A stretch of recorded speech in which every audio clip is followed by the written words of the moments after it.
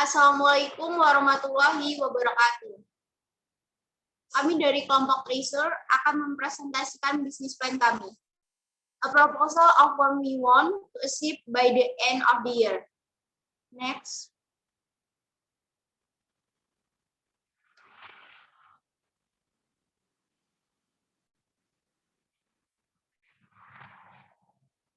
Latar belakang bisnis plan kami yaitu dalam dunia pariwisata, Biro Perjalanan Wisata atau BPW merupakan salah satu sarana pokok yang dapat dimanfaatkan oleh wisatawan dalam memudahkan melakukan perjalanan wisata. Karena Biro Perjalanan Wisata ini menawarkan beberapa paket wisata yang menarik, unik, dan kreatif untuk para wisatawan.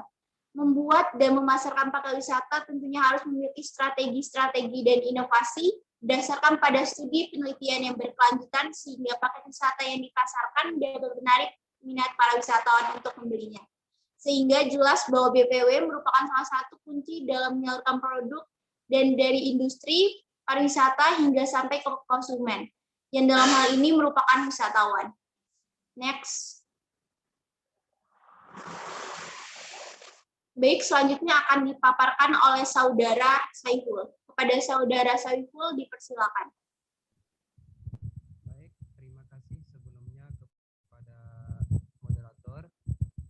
Selanjutnya di sini ada visi dari Biro Perjalanan Wisata Al-Qaulin. Yang pertama, menjadi Biro Perjalanan Wisata yang berorientasi kepada kepuasan pelanggan dengan memberikan pelayanan dan kenyamanan kepada konsumen dalam merencanakan perjalanan baik bisnis ataupun wisata. Dan yang kedua, menjadi perusahaan tour and travel yang terdepan dan terpercaya. Next.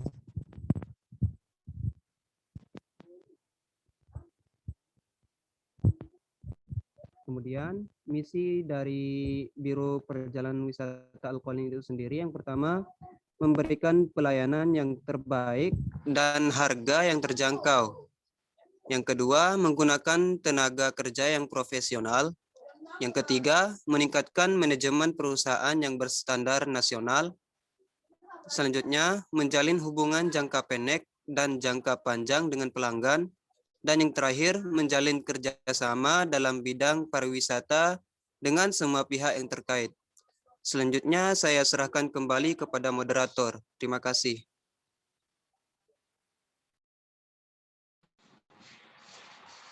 Baik, terima kasih kepada Saudara Ikul. Selanjutnya akan dipaparkan oleh Saudari Ega Inaya. Pada Saudari Ega, dipersilakan. Baik, terima kasih untuk Anggun. Struktur organisasi. Untuk struktur organisasi, Presiden Direktur diduduki oleh Gusti Anggun Jati.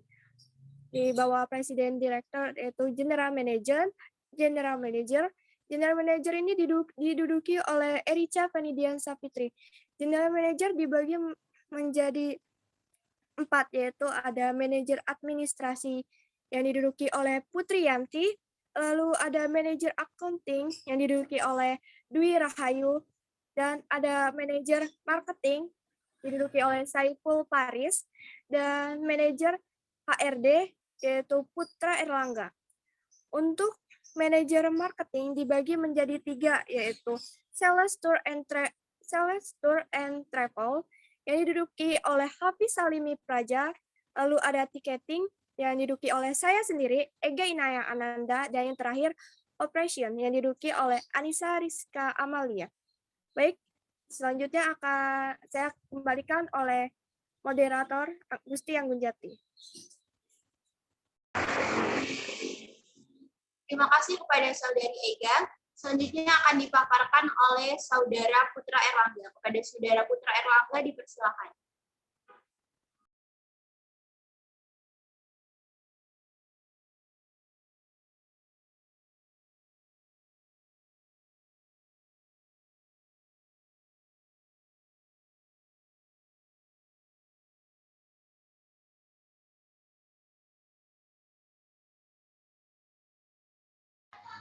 Baik, di sini saya akan menjelaskan tentang brosur dari perusahaan kami yaitu Alkaline Travels. Di sini kami menawarkan pada brosur kami harga dimulai dari paket silver dan juga diamond. Untuk harga paket silvernya sendiri di sini kami mematok harga yaitu $12.000.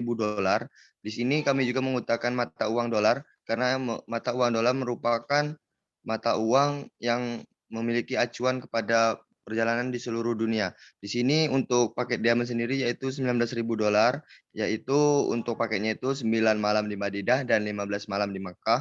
Sedang untuk paket yang silver yaitu $12.200. Maksud saya yang tadi itu $1.900, yaitu untuk pakai silver yaitu 5 malam di Madinah dan 5 malam di Makkah. Terima kasih. Selanjutnya akan saya serahkan kembali kepada moderator.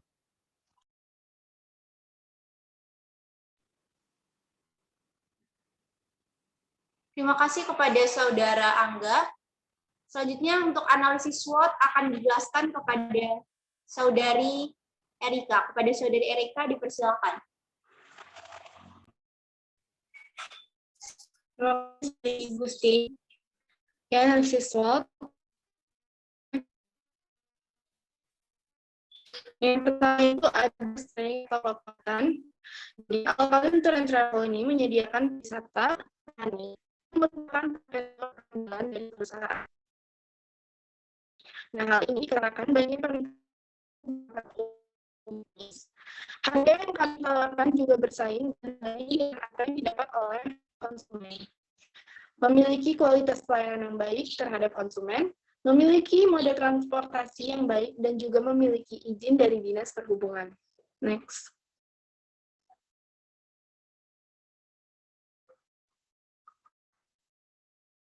Yang kedua ada weakness atau kelemahan.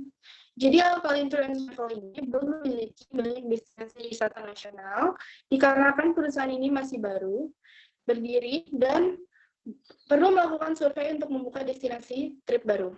Jadi masih mengalami masalah dalam mengembangkan produk dengan menambah rute destinasi baru karena masih terjadi miskomunikasi. Kelemahan perusahaan juga terletak pada belum adanya media promosi yang lebih besar. Jadi selama ini perusahaan mengandalkan media sosial sebagai media promosi dan juga brosur dan banner yang berada di depan kantor saja. Next.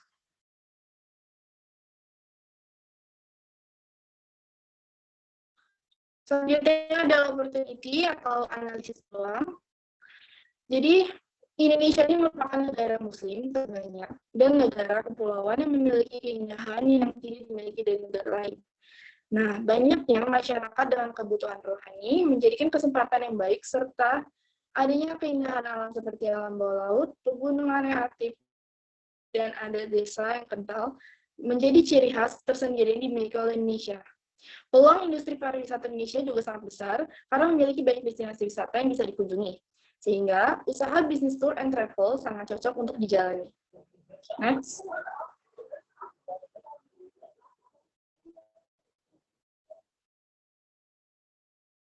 Nah, yang terakhir itu ada threat atau ancaman. Jadi ancaman yang dihadapi oleh perusahaan Alkalin Tour and Travel ini adalah sudah banyak penyedia travel yang secara online. Banyaknya usaha tour travel yang membuka waralaba atau cabang di daerah luar Bandar Lampung, dan juga banyaknya persaingan harga yang sangat kompetitif. Mungkin tadi saya sampaikan, selanjutnya saya kembalikan ke moderator. Terima kasih.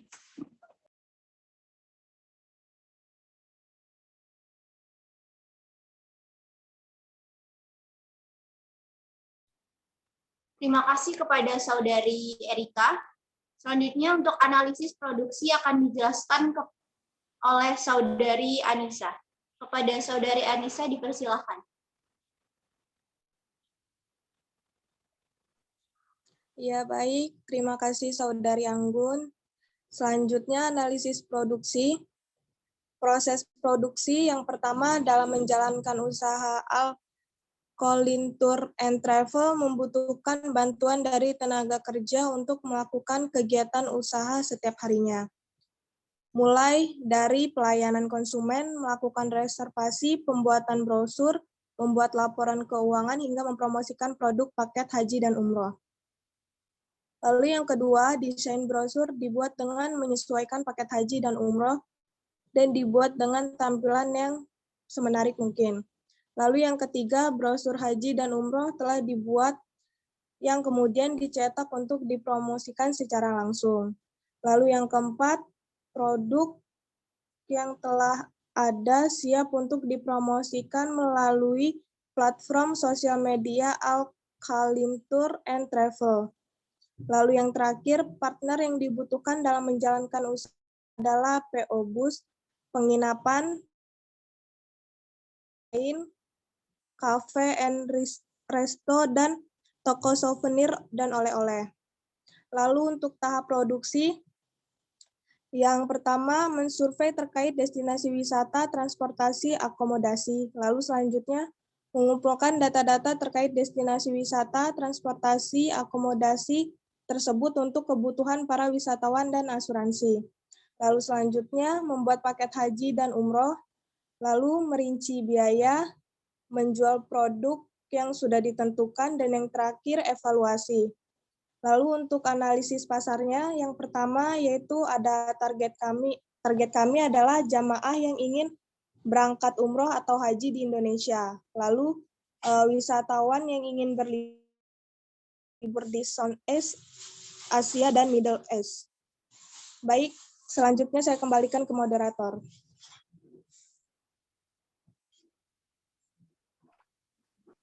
Terima kasih kepada Saudari Anissa atas pemaparannya.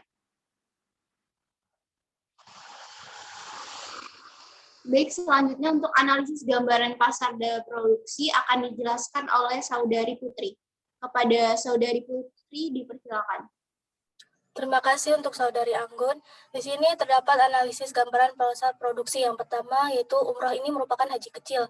Nah, perbedaannya dengan haji adalah dalam umroh tidak melakukan jumroh, wukuf, dan mabit.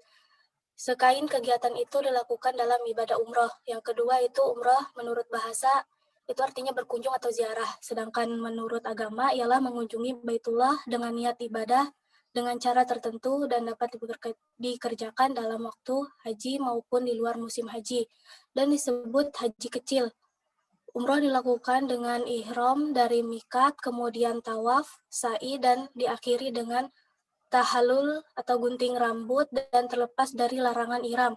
Yang ketiga itu hukum ibadah umroh, ini adalah wajib sekali seumur hidup bagi yang mampu, dan dibolehkan untuk melaksanakan umroh walaupun belum melaksanakan haji. Allah berfirman yang artinya, dan sempurnakanlah ibadah haji dan umroh karena Allah. Al-Quran surah 2 Al-Baqarah ayat 196. Bagi yang mampu melakukan umroh berkali-kali itu lebih baik lagi. Dari Abu Bakar Hairah bahwa Rasulullah SAW telah bersabda umroh ke umroh berikutnya adalah penebusan dosa di antara keduanya. Hadis riwayat Bukhari dan Muslim.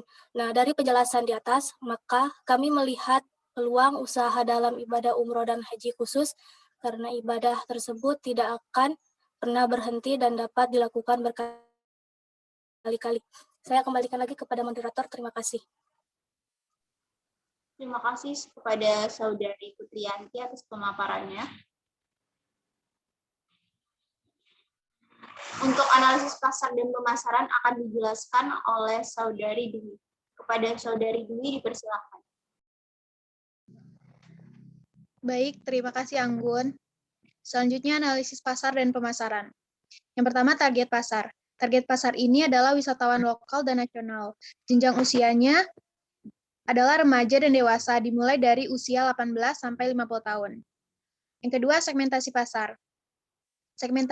Segmentasi pasar ini adalah seluruh kalangan masyarakat, baik dari mahasiswa, pekerja, maupun masyarakat biasa dengan persyaratan umum yang memiliki surat tanda tangan pengenal dan dalam keadaan yang memungkinkan untuk berpergian jauh. Yang ketiga, strategi pemasaran. Yang pertama, pengembangan paket wisata. Di sini membuat rancangan perjalanan wisata yang dapat dikembangkan sesuai dengan keinginan para klien atau wisatawan dan tidak membosankan serta berbeda dengan paket wisata lainnya. Yang kedua yaitu promosi. Melakukan kegiatan promosi dan marketing yang dapat dilakukan berulang-ulang untuk dapat menarik para wisatawan menggunakan jasa yang ditawarkan melalui media sosial dan website. Yang keempat, kegiatan pemasaran. Yang pertama, personal selling. Ini merupakan sistem pemasaran kepada klien dengan menawarkan paket-paket perjalanan secara langsung dan melakukan presentasi dengan teknik yang dapat meyakinkan. Yang kedua, berpartisipasi dengan berbagai kegiatan pariwisata. Yang ketiga, brosur.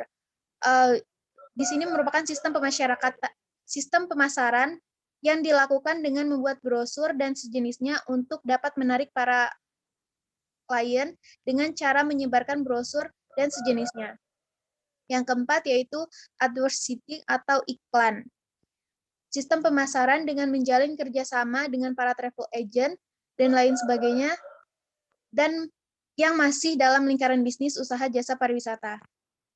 Yang terakhir, analisis pasar. Analisis pasar di sini yaitu